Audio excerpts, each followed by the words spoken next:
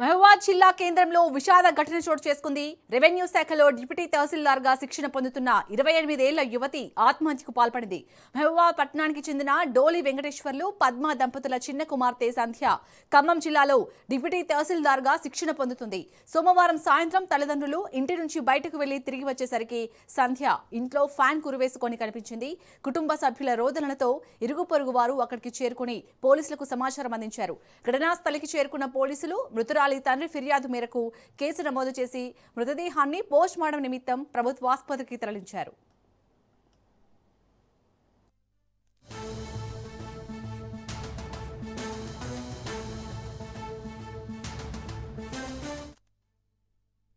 ఎందుకు అంత కష్టపడి చదువుకున్నావే నువ్వు? చదువుకున్నావే సంధ్య. నా జీవితంలో నువ్వు లేని రోజు లేదు కదలే సంధ్య. నువ్వు లేని రోజు నేనెప్పుడు ఉన్నదే? నేను అసలు ఊహించుకోలేకపోతాను. రేపటి నుండి